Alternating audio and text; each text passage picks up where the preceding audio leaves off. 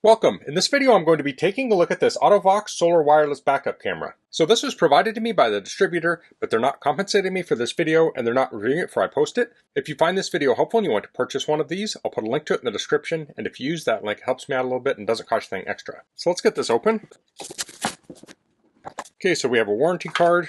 Here we have the manual. Let's take a quick look at it. Now, I'm not covering everything in here. You'll want to read through it on your own. Here are the components. We have the backup camera with built-in battery, and that has a solar panel on it. We have a 5-inch monitor, a mount holder, car charger with camera activation button, battery charging cable, double-sided tape, and the user manual.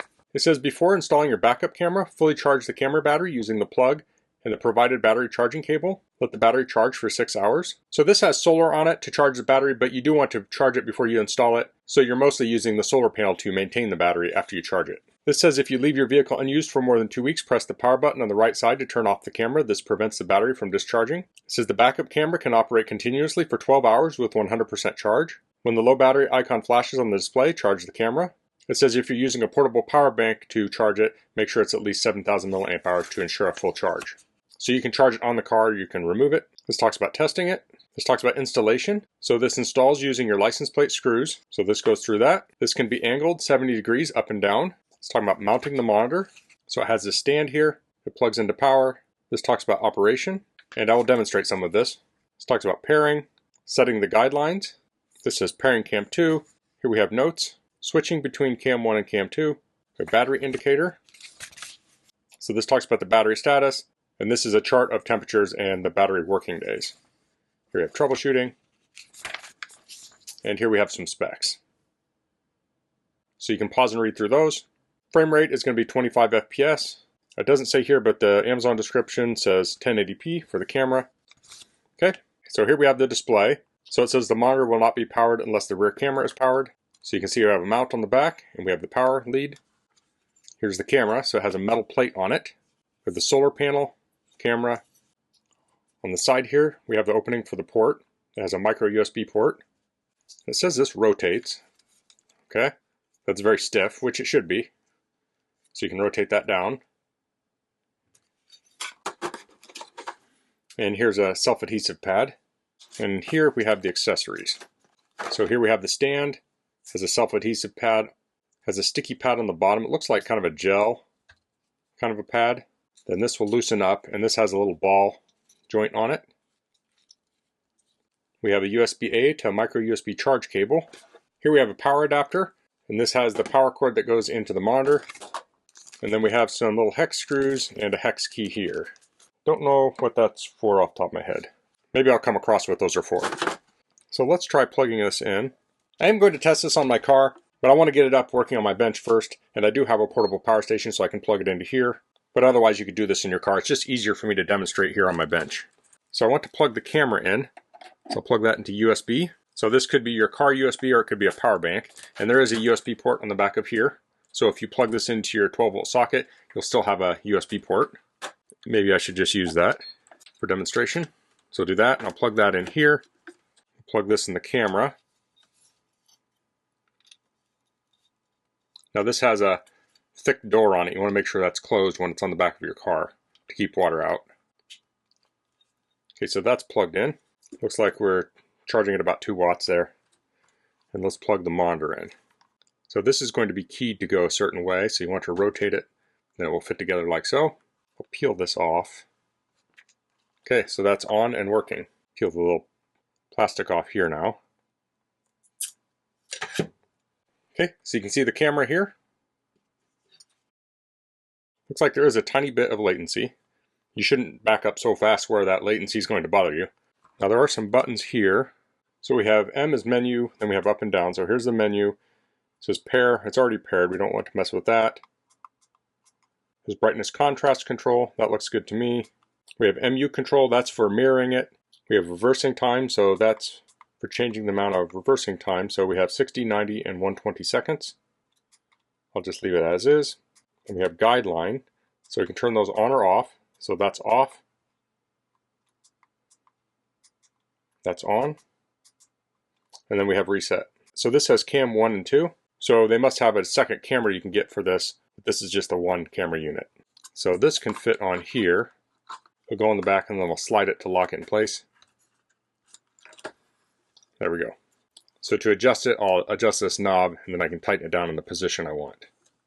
So the way this works, it will typically be in standby mode and you press a button on it to turn it on. It will stay on for 30, 60, or 90 seconds and then it will turn off. So there, it's off. This thing went into sleep mode, so to turn it on, you just press a button on it and it will connect up to your camera. So I'm going to let the camera get charged up and then I'll install it on my car and we'll test it out. Okay, so I'm out here at my car. Here we have my license plate.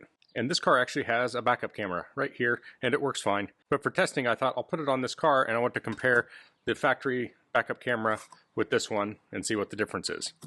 Now, this will eventually go on a car I have that does not have a backup camera, but I can test it all the same. So I'll take out these top screws. Okay, so I have both screws out, so I'll take the camera and I'll slide it back here. Now, there is a screw on the top that you could remove and detach the bracket from the camera, but I think I can fit it on without doing that.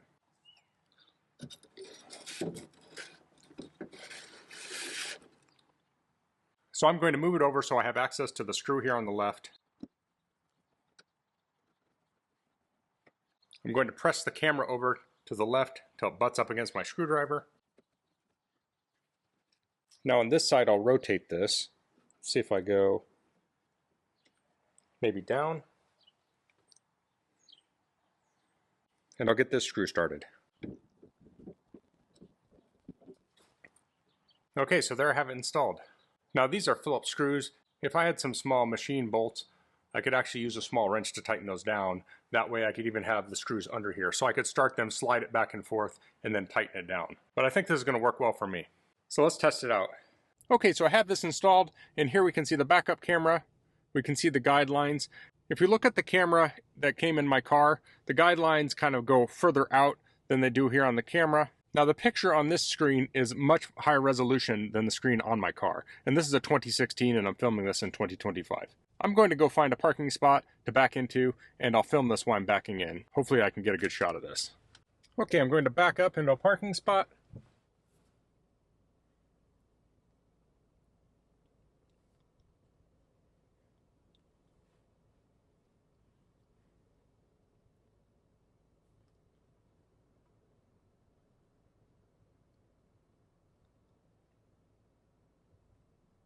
Okay, I think that's good right about there. Now when I started the car, this turned on automatically because it got power to it from the lighter socket because that's only powered when the car is on. So if I were to get in the car started up, I'd have a minute and a half before this turns off into the sleep mode while I'm reversing. Of course, you can just press a button on the side to turn it back on or you can press the button on the charger. This is how much space I have behind the car. Okay, I went to the grocery store and back in the car. I'll start it up.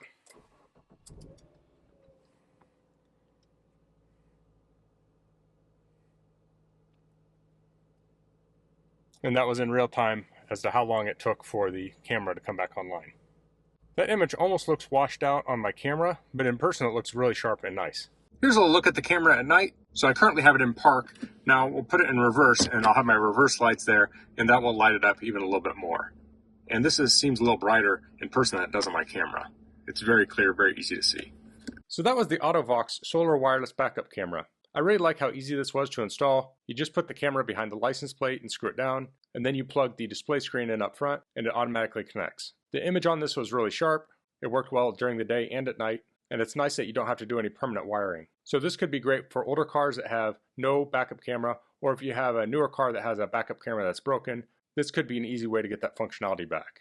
So come springtime, I'll actually be installing this on my SUV that I used to tow my camper. And it's an older SUV before backup cameras were common. So it'll make it a lot easier to back up, especially giving me visibility close to the car. So that's all I'm going to cover in this video. If you have any questions, please leave them in the comments. If you like this video, please click like. If you haven't subscribed to my channel, I'd appreciate it if you could do that. And thanks for watching. Until next time, goodbye.